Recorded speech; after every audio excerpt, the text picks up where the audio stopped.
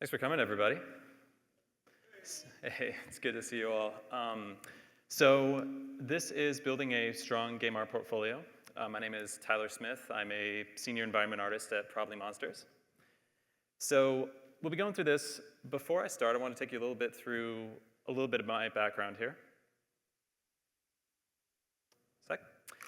So yeah, some of the early work that I've created is I started almost a decade ago, way back in 2012, 2013. I started a company, Ilphonic, in Denver, Colorado. Some of the IPs I worked on were Star Citizen, and the first IP I shipped with was Friday the 13th. And then in 2017, I got hired by Sony Sucker Punch to go out to Seattle and work on Ghost of Tsushima, taking it from the end of the pre-production stage and taking it all the way to shipping. And I also worked on the Ghost of Tsushima Legends mode. When I'm not at my day jobs, I'm doing part-time illustration work. This is an example of some Magic the Gathering cards I've done. I've also done jobs with book covers, pre-production concept work, illustration work, things like that. And when I'm not doing that, I'm working on personal illustration work using Unreal Engine and populating it with my ArtStation portfolio. So this is kind of what I do in my downtime, is creating these environments. So scrolling ArtStation, getting your portfolio ready, getting on ArtStation and seeing it, seeing all the work, it can be pretty paralyzing. Just gathering some of the imagery that I was getting for this presentation it's very, very humbling. And I'm just kind of like at the end of gathering it all, I'm just like, what am I doing? Just with all this really amazing work that's being created. Because you feel like you're in a stand of mind in order to get hired where you need to stand above. You're going up against this kind of impossible task of, okay, I need an original idea, I need a perfect execution, and I'm competing with, the analogy I always go for is just this ocean of beautiful work that I have to compete with. I mean, more and more pieces are being, added to ArtStation like every hour, it feels like. And so you have to take all of that and somehow best it, rise above in order to get noticed by recruiters or art directors or game companies. And with that, you're kind of put in this state of mind of like, okay, every step that I take of building a portfolio, am I taking the right step? Like, could this be the wrong trajectory? I have precious little time and resources in order to do it right. So you're competing with all this competition coming from other artists, and then this is kind of a tough year. Everyone is, this is kind of a tough year for people who are wary about AI-created art. So on top of that, you're also dealing with robots making art. So robots never need to sleep. You're dealing with kind of that algorithm of, infinite monkeys, infinite typewriters in theory. And so you're kind of being flanked from these two mindsets of, okay, like I'm competing with one side, which has always been there, and now there's this kind of new technology, and it kind of puts you in this state of mind of, it can be very overwhelming. So how do you sort of get back up in a state of like, all right, I'm going to create and present my portfolio and get in that right state of mind where I'm creating really good work that can get me noticed. So starting with this, what I wanted to do was kind of rework this a little bit of what the actual phrase of what you're doing is going to be. So a couple lines back, I was saying that, hey, this is a competition. I need to compete to rise above and get noticed and everything. But what I wanted to kind of rephrase that was that art is more of a connection than a contest when you're putting content out there. This is something that, you're wanting to connect with another person. You're wanting to present what it is, because this is art, what we're doing in the digital world. So what is it that you're feeling, what story you want to tell, what emotion you want to convey. That really is the thing, rather than you're kind of in this competition of trying to get, 10s across the board or stand out in that way. But rather you're trying to reach out through social media and kind of connect with what these people are wanting to see, whether it's your style, whether it's your storytelling, things like that. So the first step of this is the state of mind you want when coming up with your subject matter.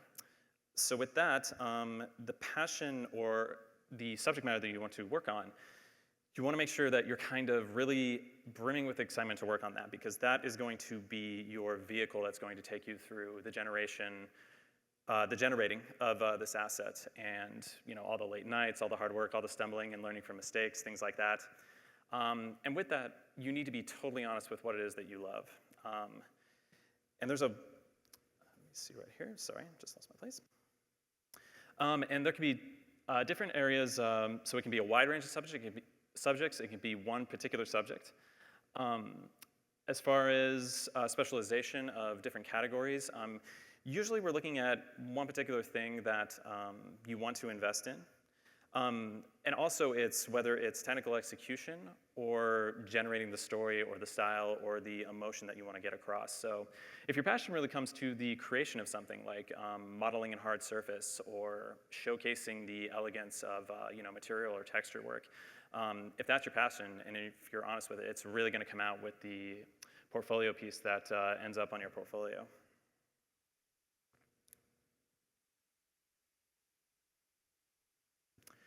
One thing that is something that you really want to avoid or sidestep is kind of the mindset of getting attention on social media, which is something that you do want to do, but coming at it from a way where there are elements that are always going to be popular, like really good color compositions, really good execution of form, really good rendering of assets, things like that.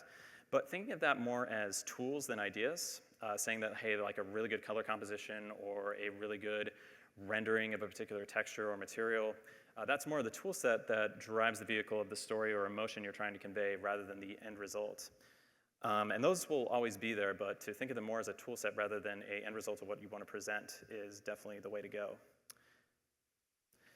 So what you do want to avoid is what I call reactive marketing, which is scrolling ArtStation, and I did this. I had to kind of learn after a while of like, I would scroll ArtStation kind of in a frenzy, just looking like, hey, what's popular? What do I need to do, or what subject matter do I need to convey or work on that's going to get me noticed? So that can be really hard to resist, but trying to get out of the mindset of like, okay, Stray just came out, so I need to do something with cats. I need to do something with old 80s style Japanese robots.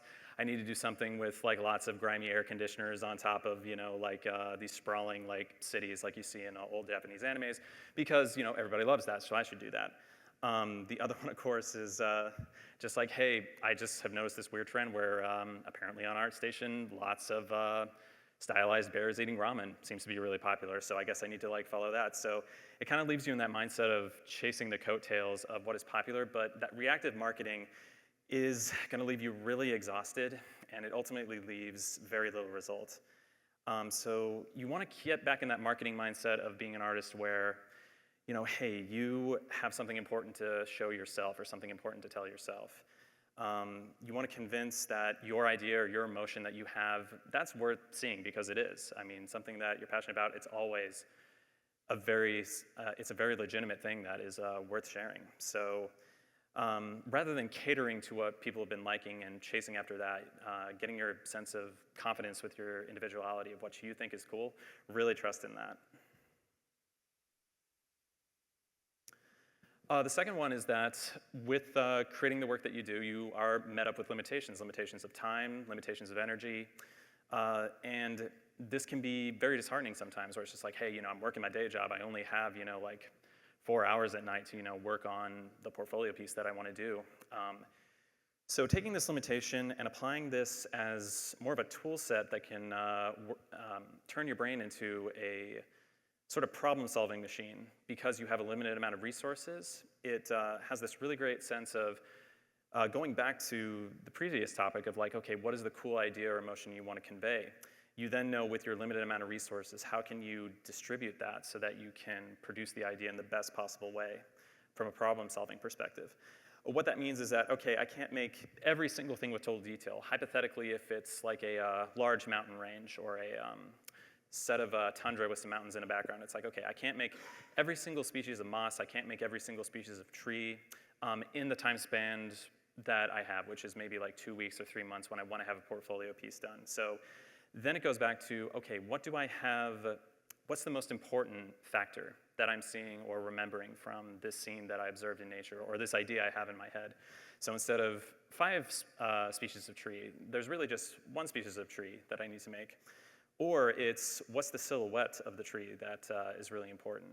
And how can I make that single asset where you can get the most out of that single asset, where you could populate an entire scene like that?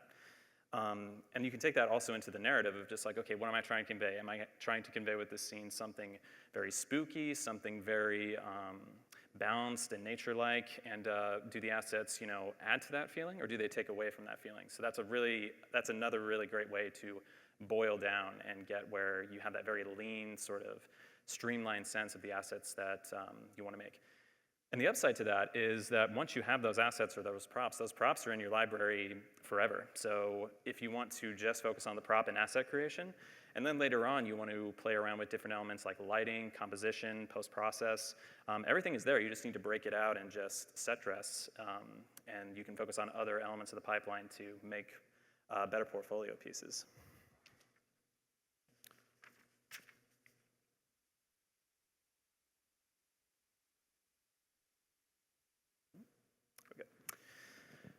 So this part is building a potential relationship with your viewer, the recruiters and art directors that are looking at your work on ArtStation.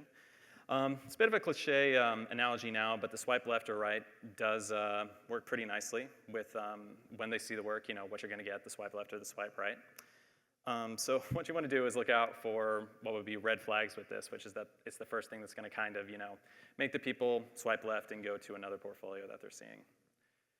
This is red flags and things to look out for. This is some of my earlier work, just to show some of the errors that you can see in the normal maps, in the topology, in bad UVs, bad arrangement of the topology, if it's going into an animation pipeline, things like that. So this is just kind of the base to go after, which is you really don't want to, you want to make sure all your boxes are checked, right?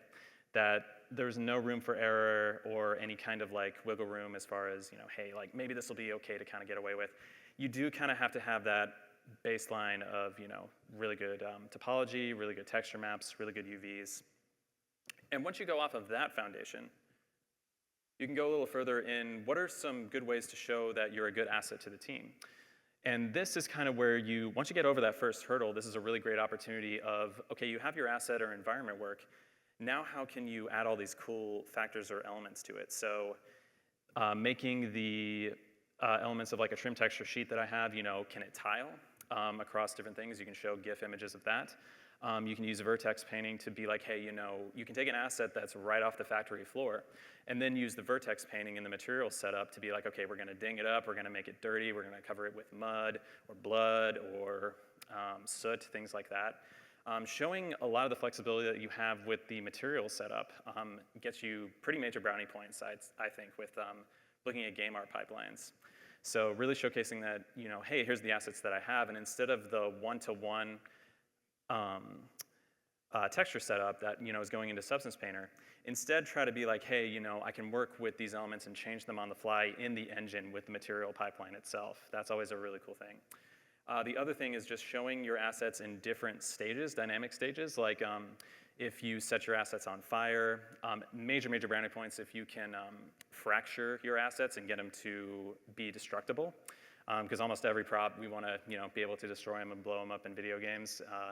That's always a thing that we want to do with almost every prop we make, so that is a really good factor. You can cover your assets with snow, with sand, with paint, with decals, things like that, but just showing the flexibility of just like you have this asset, would you like it like this, would you like it like this? And that's a really great way to showcase the team. It's like, hey, I'm gonna be a valuable asset if you hire me. So I also developed a checklist of what studios are looking for. Now, a disclaimer, this is just coming from a couple different perspectives, and of course it's subject to change. This is coming from our own personal biases, myself included. So this is malleable. It's subject to change as the years go on, but I think I have some confidence that this is a pretty good sense of when recruiters and when art directors seek out to look at portfolios on the internet. Here's just some major tips that kind of show what their mindset is like. So they want at least one piece that shows how to work. Oh, sorry. The artistic style is more important than the subject matter. People are really looking for style. Style over substance or style over the subject matter is really, really appealing when we're looking at stuff.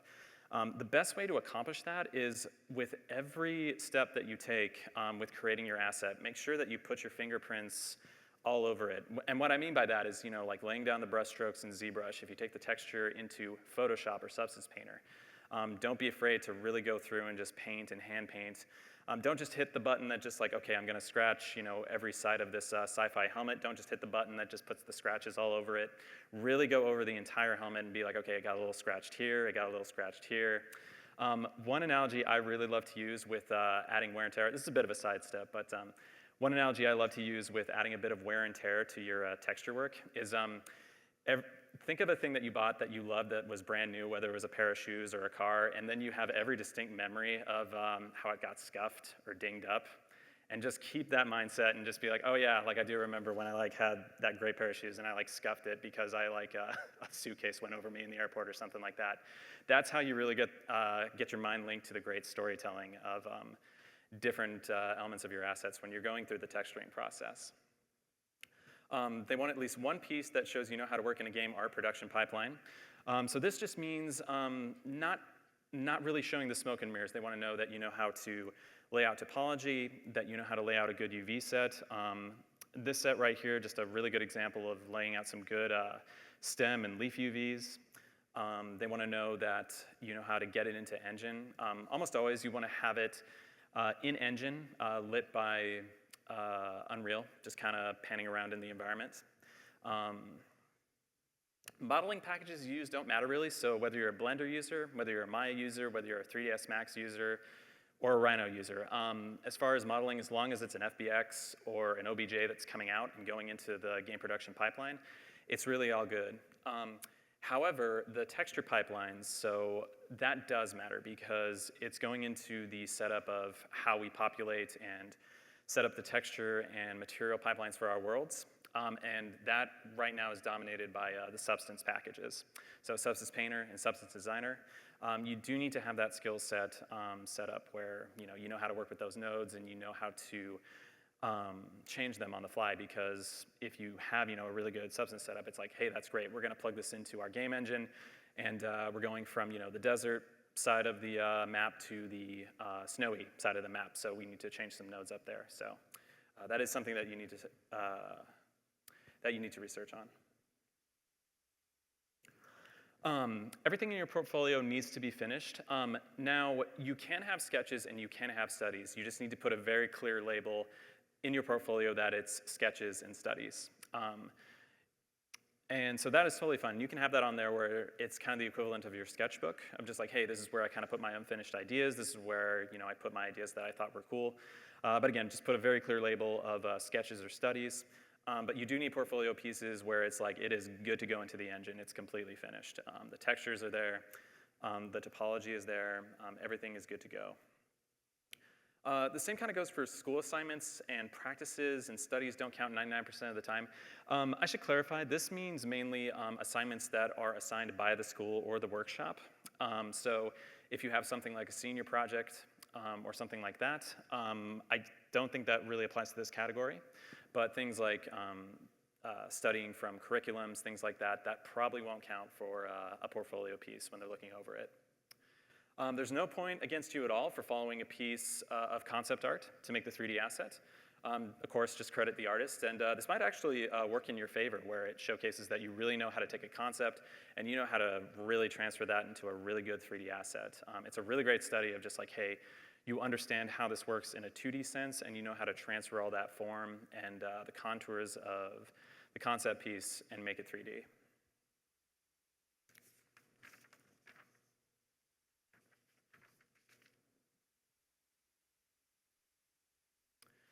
They want to see how you made it. So this is to catch any smoke and mirrors, and this is the reason why art tests are put out.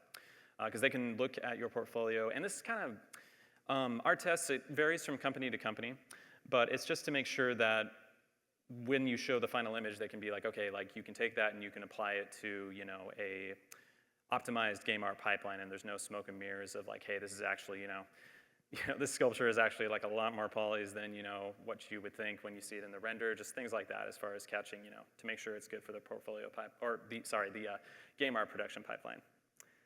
Get them to see your best stuff as fast as you can. No lead-ups. They've gone through probably 100 portfolios that day when you're looking at that stuff, and they're getting tired, and they are a little fatigued. So Just don't have lead ups, don't have introductions where there's like a fade to your work or anything like that, or a long startup to a video or anything like that. You want them to just be able to get to see your work as fast as you possibly can. A good principle, I don't have anything to back this up scientifically, but I feel that try to keep a mindset of you get on average 2 scrolls. So 2 scrolls of the mouse and 2 scrolls on the phone with the thumb. That's usually what I do when I'm looking through portfolios, where you get 1 scroll, then 2 scrolls, or 2 flips when you're looking at it on the phone. So really keep that in mind. If you have a lot of portfolio pieces, you want to make sure that stuff is right at the top, and any of the pieces that the stuff that really will wow them, it's right up there. And this also applies to when they actually click on the post itself. When you go through, you want to make sure that that really good renders are right at the top and not sitting on the bottom. So if you have like the progress, I would say save that for the blog, where it's the lead up to the progress going from its genesis all the way up to the final image. You definitely don't want that sort of layout when you're going through a portfolio piece.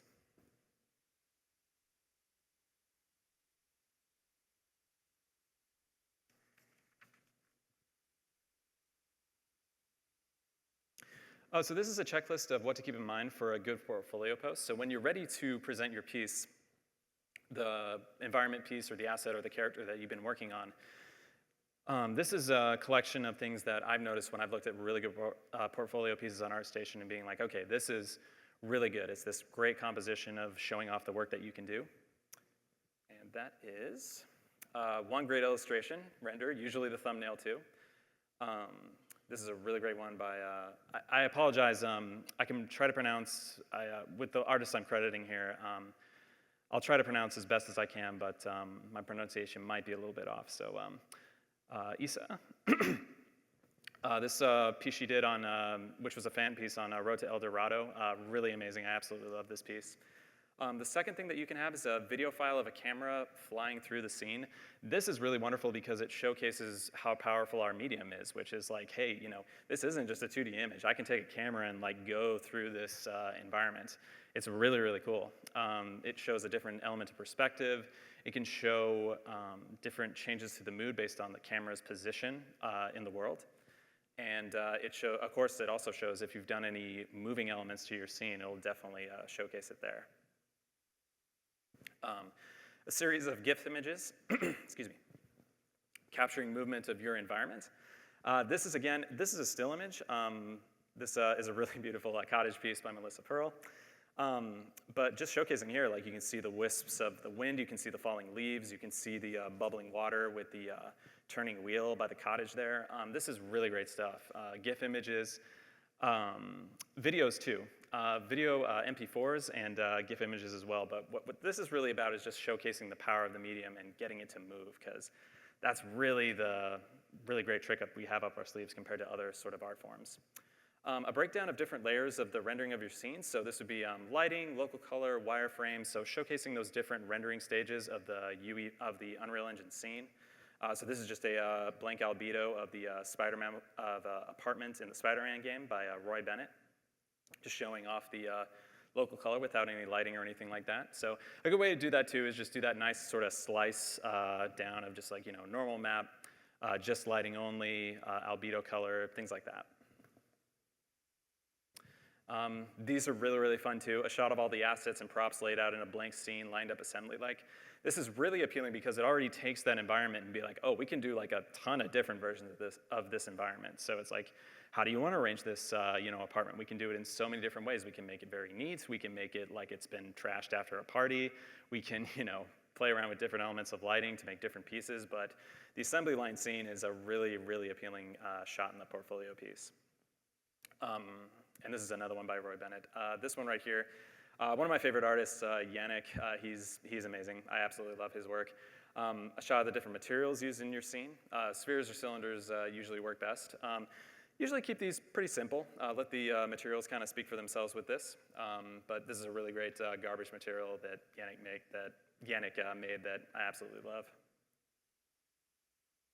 love. GIF images of the effects or particles used in your scene. These are really beautiful particle effects by Dimitri, which I just love looking at. So any particle or Niagara effects that you throw into your scene, just do a little capture of some of the GIF images that are showcased in there and just put them under the final render or the final render shots.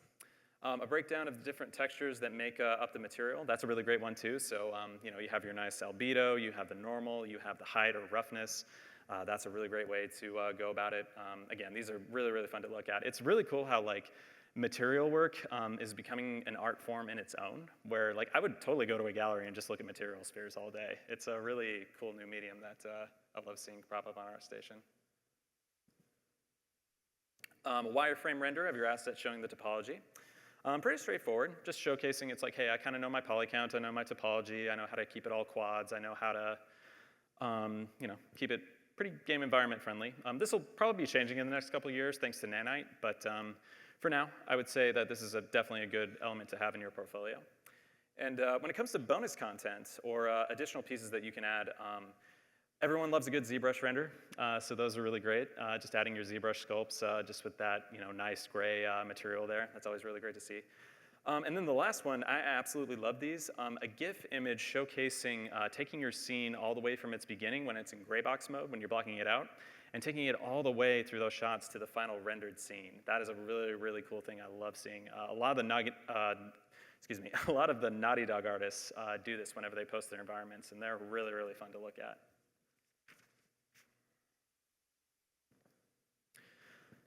Here's some tools on ArtStation that can help you out with developing your portfolio. The analytics sheet, this can provide some great data for seeing what kind of traffic your posts get. It's very easy to kind of fall down the rabbit hole on this because this shows the traffic of your views, your project likes, your comments, and your follows. And it goes on a day-to-day basis showcasing what kind of traffic you get every day. This is really cool to kind of see what sort of patterns emerge, but you don't want to completely rely on this from an analytical perspective of being like, okay, like if I just trust the data, like I will make a good art piece. I kind of fell down that a little bit where I was a little too hooked on this, so it's a good tool. Just use it a little sparingly and kind of stick with your gut with what will make a good art piece or not. The thumbnail, there's no doubt this is the most important part of the post. Take all the time you need to get the best walk across the store version. It's funny, sometimes I work on a certain render that I spend, a day or two on, and I'm thinking this is the piece, and then I like rearrange my images later, and it's like, oh, this thing like I didn't even care about when I put it in that like perfect square composition. It just really hits. It really works for the thumbnail. So just put this through the ringer and just do all kinds of things with it. So like I flip it upside down, I flip it horizontally, I put it in black and white, I blur it, I take it into Photoshop and put the cutout filter on it, the paint dubs filter on it, and I just kind of look at it on my phone, I look at it on this screen, I look at it on that screen, I look at it on my wife's screen, and just be like, okay, has it gone through the ringer enough where this thing is just this beautiful, or as beautiful as I can get it, like little graphic design thing that when you're scrolling, you'll be like, ooh, what's that? That kind of thing. ArtStation Learning. This is an amazing resource where I would say anything you need to find out about, how the game art production pipeline works, both in stylized and hyper-realistic, it's all on here. Every element of the pipeline of game development is taught by industry professionals on ArtStation Learning. It's a really, really great resource. I really wish I had this when I was going through art school and my internships and everything when I was trying to learn everything. And then ArtStation challenges are a great way to put your personal spin on a fixed narrative. This is really great if you have a little bit of decision anxiety on what idea that you want to make. This will give you the sentence or the direction where it's like, hey, I have this skill set I want to express, and if it's like a whatever theme that they pick, it's like, okay, I'm going to apply that to that, or I have this concept that the concept artists have made, and I can go off of that.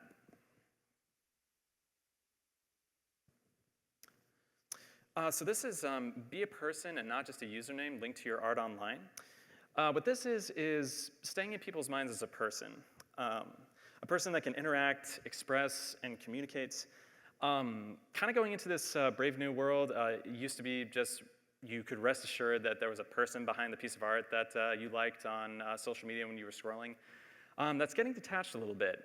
With AI-generated art and the way it's going, you want to make sure that there's kind of more of a human face behind the imagery that you really like. And so commenting and interacting with posts on ArtStation and being a person that interacts and uses social media in that way is a really important way where you can stick in people's minds. And the easiest way to do that is just leaving comments. I almost always go to the page of someone that leaves a comment on a piece that I do. Like, it's just an immediate, like, oh, I want to go see this person. I want to see what they do, you know, what kind of work they do. Because, you know, they liked my work. They left a comment saying, like, hey, I really like the stuff that you do. So it's a very, very easy way to just do that beacon where you're going to reach out and see that as a person that's generating art that's behind the piece that you were looking at.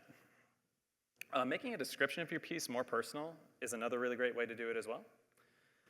So I was kind of not great at this, where I was just putting the description of, like, here's the software I used, and then some sort of like cheeky title or something like that. I didn't really think much of it, but using the description as a vehicle of just like, hey, this is a way to communicate with writing, not just you know, the artistic side of things, but, you know, what kind of narrative do you want to express this, you know, with the writing that you do. This is another great way to put a personal touch on the blog posts and the work in progress posts that you do. This is a great vehicle. You know, you can make someone laugh, you can make someone, you know, feel what you want to feel. It's a really great way to add on to showing your passion to whoever's viewing your work. It's what kind of makes this feel for us where, you know, you're looking at all this work and stuff, and we really feel a lot, and that is when we're looking at this really beautiful artwork on ArtStation. So don't shy away from, you know, diving into, you know, hey, you know, the writing about, you know, the journey of making the piece or the journey of what this piece meant to you.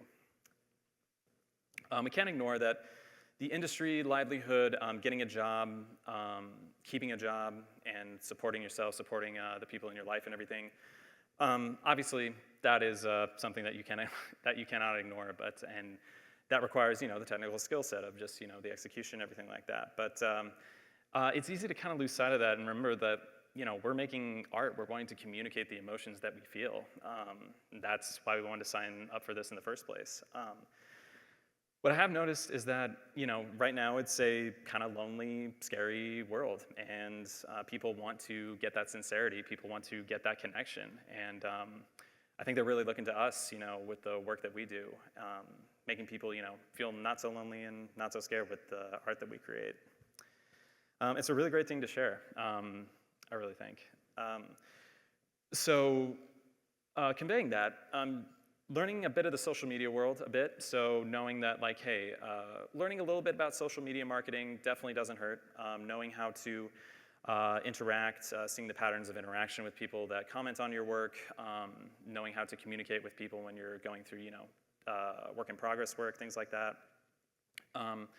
Just avoid cynical elements of getting attention, you know, just be, you know, always being mature, being sincere, being like, hey, you know, I feel very strongly about this, or, you know, this makes me feel a certain way, just things like that.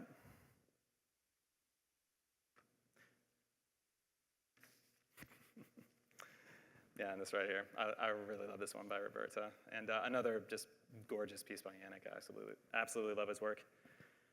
And then the last piece of the presentation, taking care of yourself will lead to better work. I really, after 10 years in the industry and going through a lot of just ups and downs and crazy journeys with this, this really is an important factor.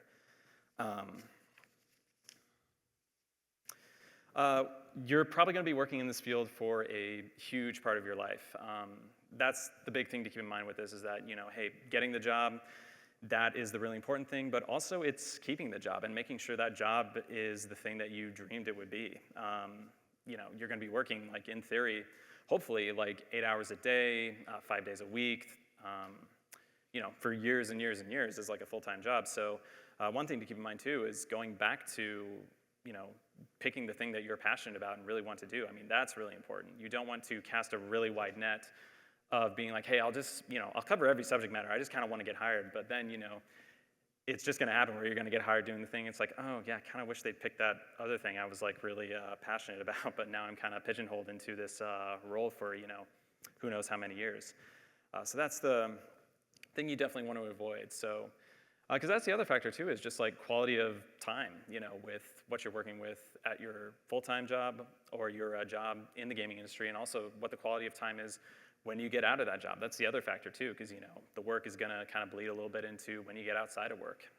So it's probably the most important investment, I'd say, is just, obviously, the livelihood, the money side of livelihood, but also just, the quality of your time. Just, it's a very, very decisive thing that you really want to keep in mind.